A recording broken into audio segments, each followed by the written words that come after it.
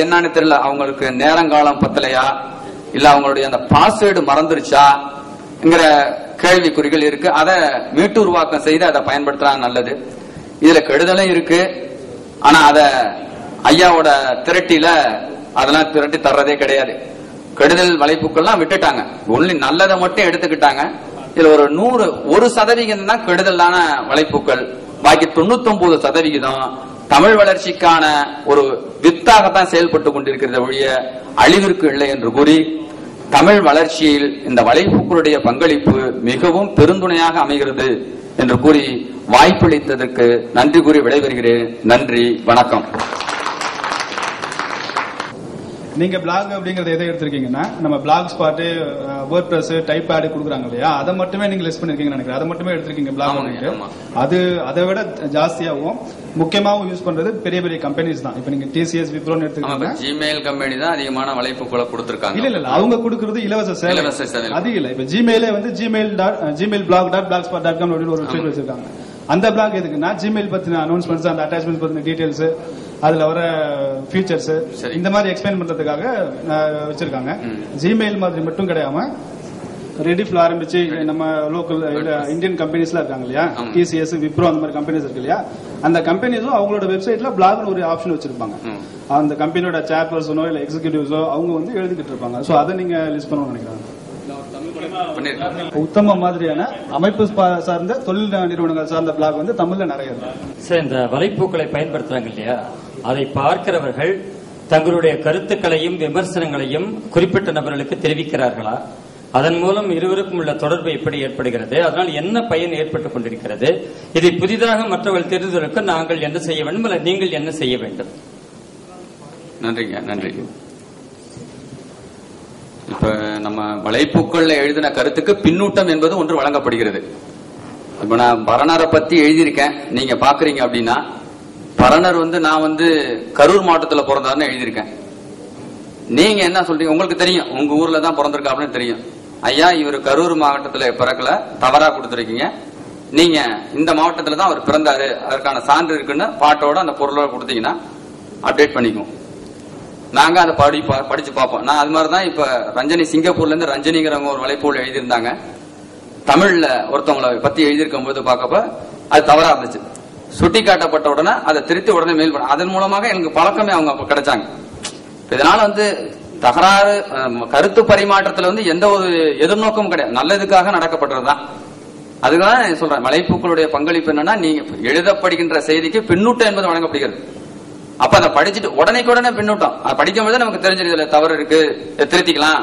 திருத்திக்கிற இருந்த ஆளா இருந்தா திருத்திக்குவாங்க, இல்லன்னா அதுக்கு மறு விமர்சனம் வருங்க. அந்த வலைப்பூக்கள் தனியார் ஒருவர் எழுதுவது அல்லது 4-5 பேர் இணைந்து எழுதுவது, அதையெல்லாம் காட்டும் அடுத்த பேச்சு ஐயா காசி ஆறுமுகம் பேசுவது. அந்த வலை திரட்டி என்பது ஒரு மேடை, ஒரு அரங்கம், அம்பலம். அந்த அம்பலத்தில் முக்கியமாக தமிழ் மணத்தில் ஒரு தினமும் சுமார் 350 400 வலை பதிவுகள், இடுகைகள் வெளிவருகின்றன. சென்ற மாதம் வந்த இடுகைகளுக்கு எந்தெந்த மறுமொழிகள் இடப்படுகின்றனவோ அவை திரட்டப்படுகின்றன. முதல் முறையாக ஒரு நாளைக்கு சுமார் 3500 மறுமொழிகள், காமெண்ட்ஸ், அத மறுமொழி திரட்டின்னு தனியா இருக்கு, அது முழுக்க திரட்டப்படுகிறது. அந்த மறுமொழி திரட்டி பாத்தீங்கன்னா யார் அந்த நிமிடம் பதில் போட்டாங்க அப்படிங்கிறது, அது தமிழ் சசி என்பவர் நெய்வேலிக்காரர், அமெரிக்காவில் வங்கியில் உயர் பணியில் இருப்பவர், எங்கள் நண்பர், தமிழ்மண குழு டெக்னிக்கல் லீட். அவர் தான் மறுமொழி திரட்டி இந்திய மொழிகளிலேயே இந்த காமெண்ட்ஸை திரட்டுவது தமிழ் மனம் தான்.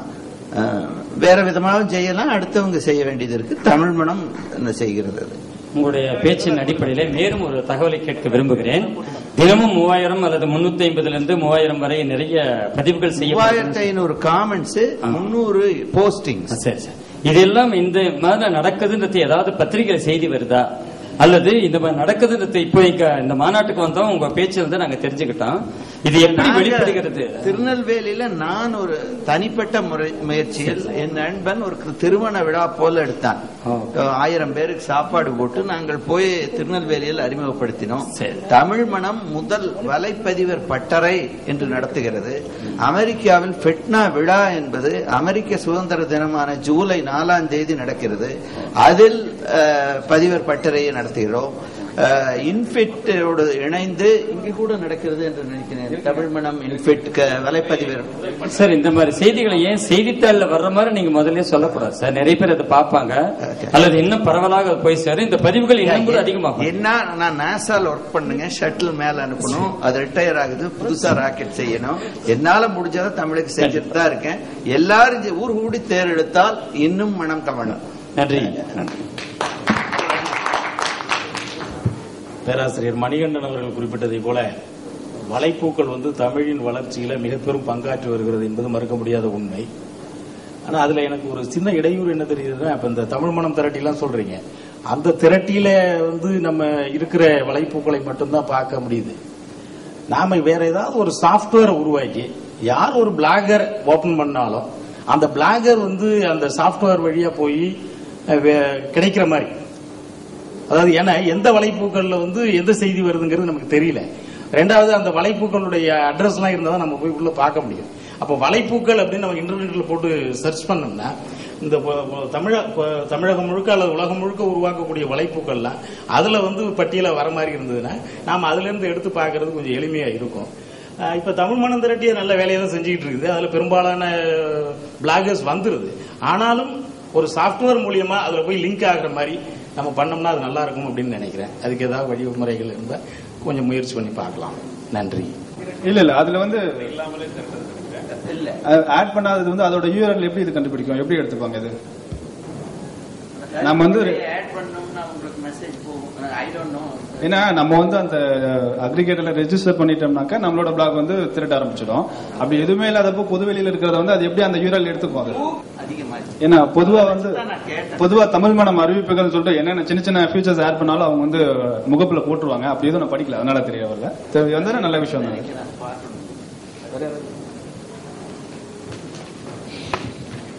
தமிழ் வலைப்பூக்கள்ல இலக்கண சம்பந்தப்பட்ட வலைப்பு இல்லைன்னு நீங்களே தமிழாசிரியரே வருத்தப்படுறது ரொம்ப இதா இருக்கு. நீங்களே ஒரு இலக்கண வலைப்பு தொடங்கலாம், அல்லது உங்களுக்கு சங்கடமா இருந்துச்சுன்னா நீங்க ஒரு குழுவை ஏற்படுத்தி கூட நீங்க தொடங்கலாமே. இல்ல, உண்மையிலுமே தேனி எம் சுப்பிரமணியம் அவர் முத்துக்கமல இணையதள ஆசிரியருங்க. அவரு சொன்ன கருத்து உண்மை. ஐயாவோட இதுல நாங்களே ஒன்னு தொடங்கிட்டேன் வச்சுக்கோங்க. இன்னைக்கு போன உடனே தொடங்கிடுறேன். ரொம்ப நன்றி. ஒரு புதிய தொழில்நுட்பத்தை ஏற்படுத்திய எங்கள் நண்பர் காசி ஆறுமுகம் பேச இருக்கிறார்.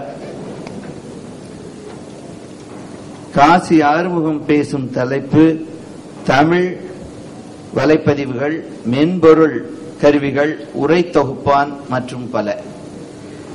இந்த மற்றும் பல என்பது மிக முக்கியம். Etcetera etcetera. Always Kasi comes up with new ideas, technology, as is very common that you can find among Coimbatore. So, தினமும் அவருக்கு ஒரு புதிய எண்ணம் கருத்து உருவாகிக்கொண்டே இருக்கும். நேரம் தான் இல்லை. லார்சன் அண்ட் டியூப்ரோவில் வேலை செய்வதா, மேனேஜராக இருப்பதா என்று பல முயற்சிகளை தொடங்கி அது பாதியிலே நிற்கிறது. தமிழில் உருவான முதல் வலைப்பதிவு திரட்டியாக தமிழ் மணம் இருக்கிறது. அதற்கு அடுத்தபடியாக தமிழிஷ் என்ற ஒரு வலை திரட்டியா, அதுக்கு வேறு பேர் சொல்றாங்க, புக் மார்க்கிங் சைட். ஆமா, ஆனா நீங்க அலெக்சால பார்த்தா